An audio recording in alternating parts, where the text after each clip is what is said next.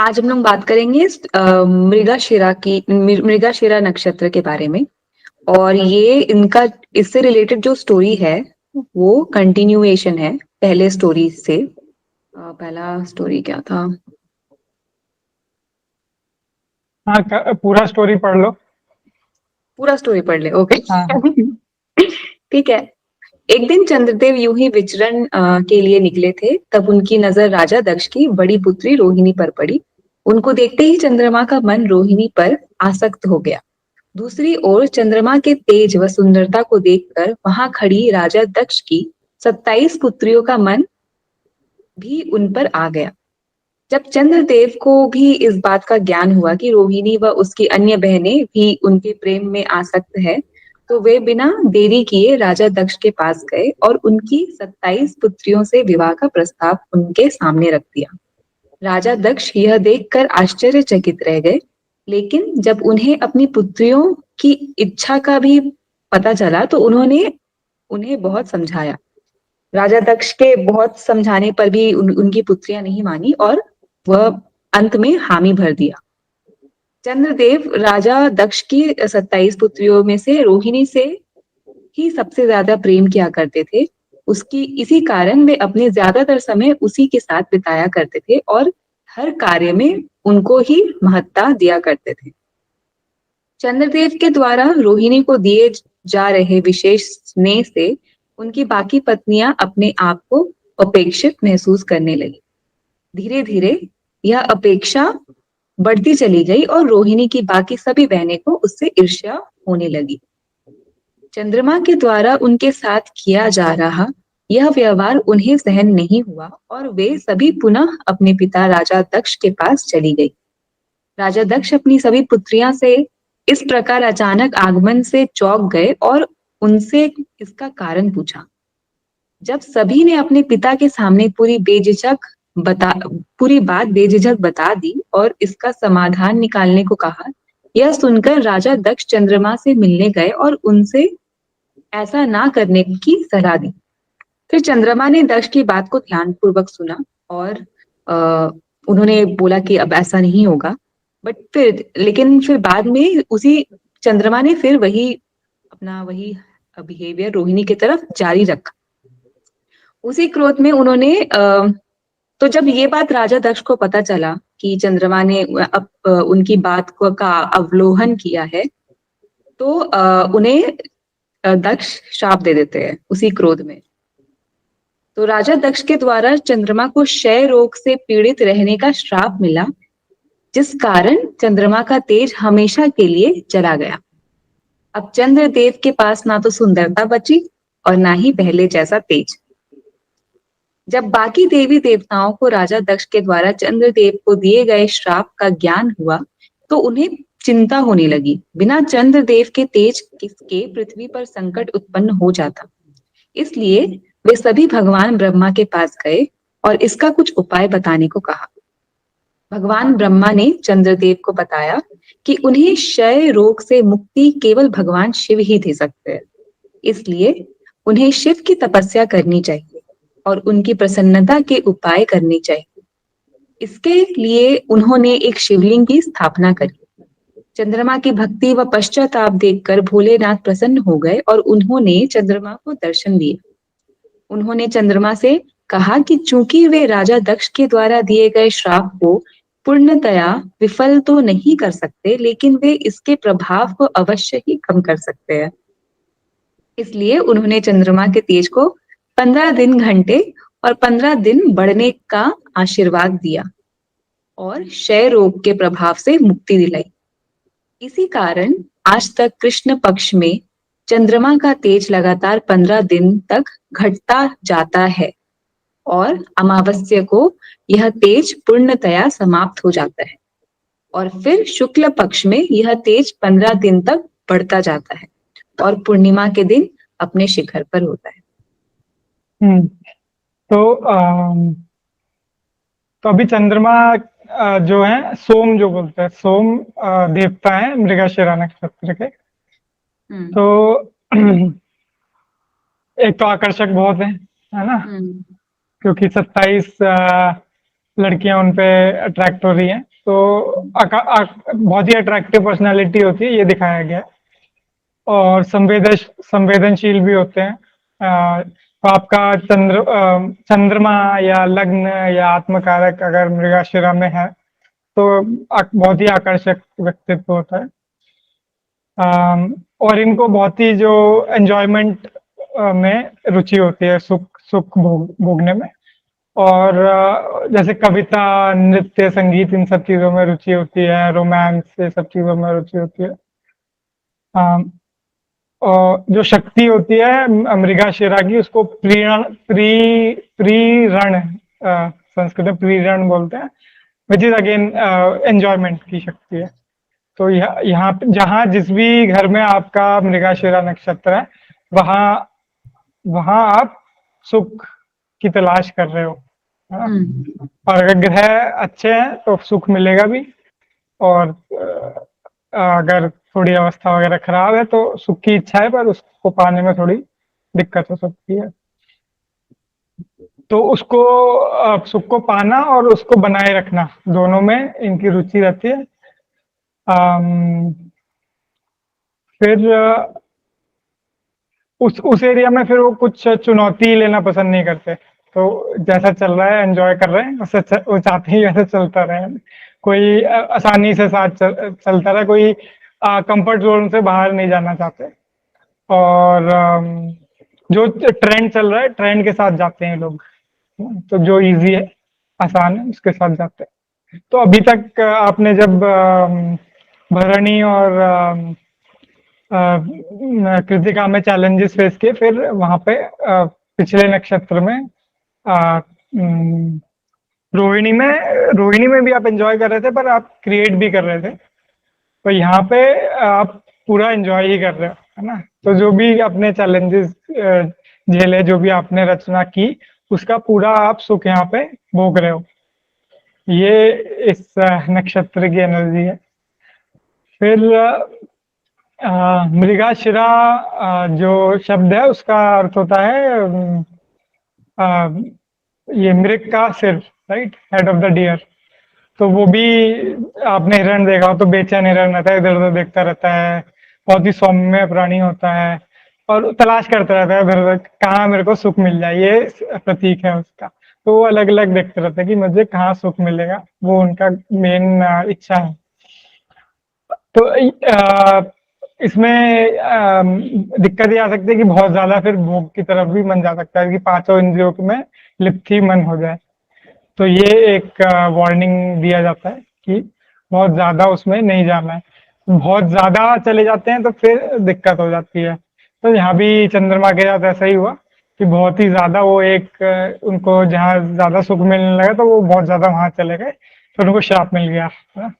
तो उनकी सारी शक्ति क्षय हो गई, ये दिखाया है। तो एक जो पारंपरिक उपाय दिया जाता है वो शिव जी की उपासना का दिया जाता है, क्योंकि उनको सोमनाथ भी बोलते हैं शिव जी को। हमारा सोमनाथ मंदिर भी है, शायद गुजरात में है।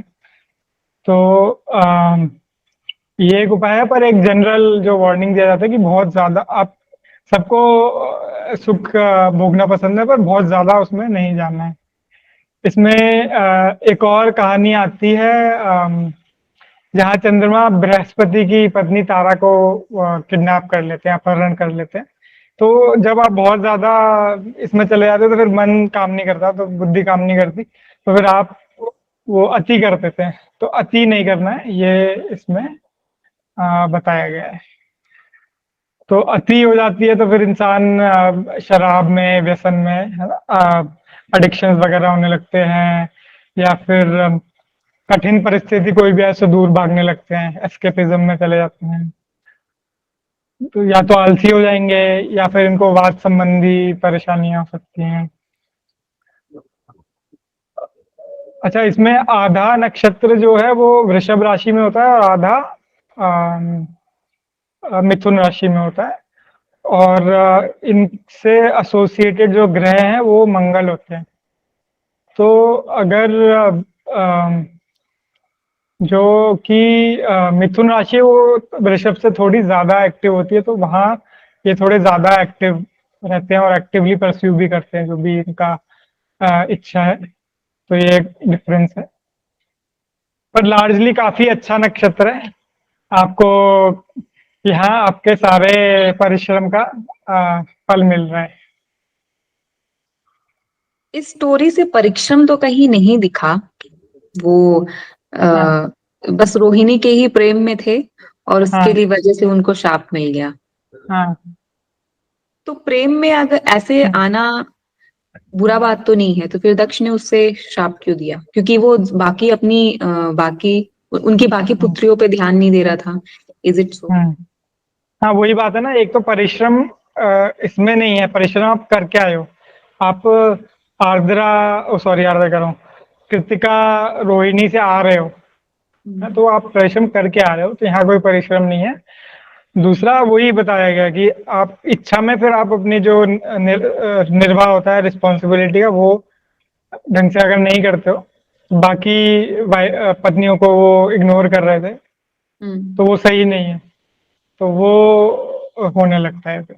अच्छा, कुछ ज्यादा ही तो इंडल्ज हो गए थे रोहिणी में और बाकी हाँ लोगों को इग्नोर करने लगे थे। हाँ, तो वो दिखाया है, तो फिर उनको श्राप मिलता है। ओके।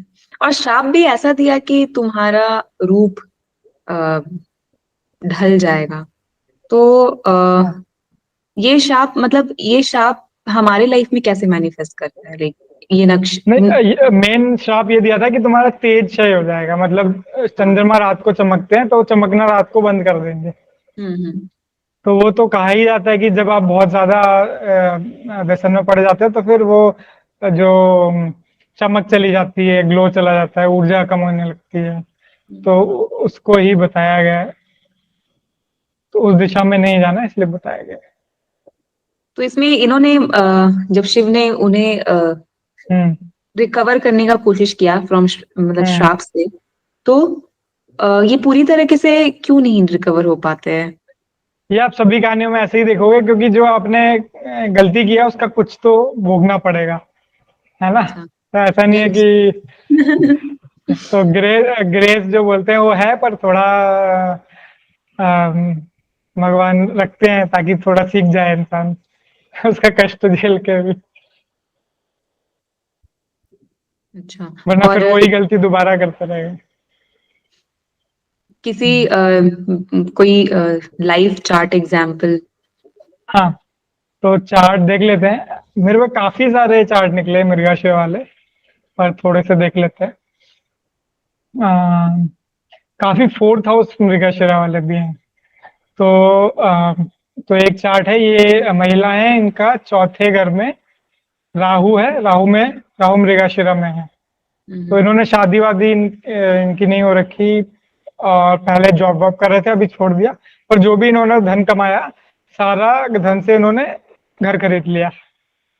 तो उनको वही मजा आ रहा है कि घर होना चाहिए, उनका फिलॉसफी है कि घर होना चाहिए लाइफ में। और राहु है तो वो इच्छा बहुत ज्यादा तीव्र है, तो वो उसको, इनको उसमें मजा आ रहा है ना। तो ऐसे ही मेरा एक और दोस्त है, उसका चौथे घर का स्वामी मृगशिरा में है। तो ये काम वाम के सिलसिले में दूसरे शहर में थे, और एक किराए पे घर ढूंढ रहे थे। तो इनको इतना बढ़िया घर मिला, मतलब 2 BHK, और जितना रेंट किराया जाता है उससे आधे किराए में मिला, और फुली फर्निश्ड। तो मेरे को बुलाया दिखाने के लिए कि देखो कितना बढ़िया घर मिला। कहा तुम्हारा चल रहा है अच्छा नक्षत्र वगैरह। तो ये ब्लेसिंग्स रहती है। और अगर मेगाशरा, आपने दोनों ही एग्जाम्पल फोर्थ हाउस के से हाँ रिलेटेड दिया, कोई और हाउस से रिलेटेड अगर आप कुछ एग्जाम्पल, हाँ, सेवेंथ जैसे? तो सेवन्थ है तो सेवन्थ है तो शादी शादी में आप एंजॉय करना, तो मेरे पे ऐसे भी हैं, मैं आता हूँ उन चार्ट्स पे। हाँ, तो ये एक चार्ट है,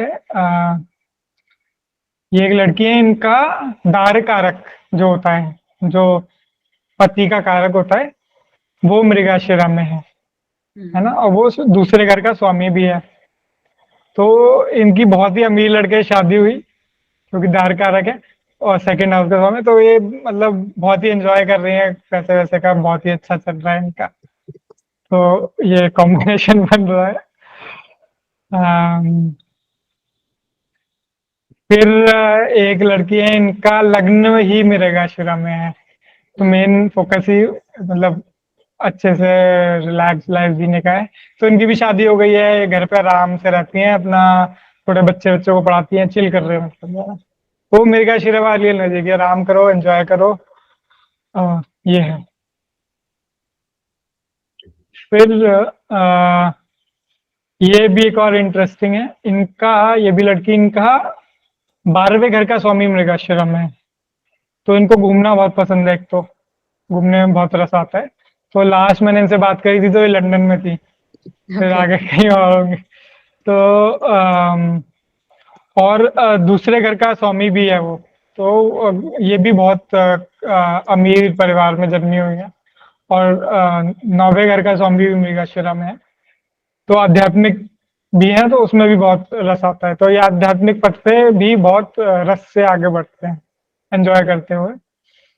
अम, तो इनके लाइफ का पर्पस कुछ होता है कि बस रिलैक्स करना है, नहीं, और एंजॉय? भी प्लैनेट्स हैं, पर जैसे ये इनके दो दो ग्रह है मृगशिरा में, तो फिर वो बहुत ज्यादा एनर्जी। तो ये मतलब एंजॉयबल लाइफ है। फादर रिच हैं, घूम रहे हैं अपना, ध्यान भी कर रहे हैं ऑफ कोर्स, क्योंकि 9th लॉर्ड भी है। पर ब्लेसिंग है, पिछले जन्म में तपस्या अच्छे से करी। जो रोहिणी और कृतिका में, जो रोहिणी में जो तपस्या करी है वो अच्छे से करी है, या फिर कृतिका में जो क्रिएटिविटी है, रचनात्मकता, उसका अच्छे से उपयोग किया है, तो यहाँ पे ब्लेसिंग मिल रही है। ऐसा आप समझ सकते हैं। ओके। हम्म। फिर हाँ, तो ये है। और इसका स्वामी कौन है, मृग? मंगल होता है। तो आप सोचेंगे मंगल कैसे हो गया। तो ये एफर्ट करते हैं, पर सारा एफर्ट इनका इसी में जाता है कि कहाँ कहाँ अच्छी मूवी लग रही है, कहाँ स्टैंड अप कॉमेडी हो रही है, कहाँ खाना अच्छा है, इसमें जा रहा है। और इसका, इनके देवता इस नक्षत्र के? हाँ, सोम, जैसे मैंने बोला सोम बोलते हैं, पर चंद्रमा को ही सोम बोला जाता है। तो जो सोम रस की बात होती है कई जगह, वो भी एंजॉयमेंट वाली ही बात हो रही है। हम्म।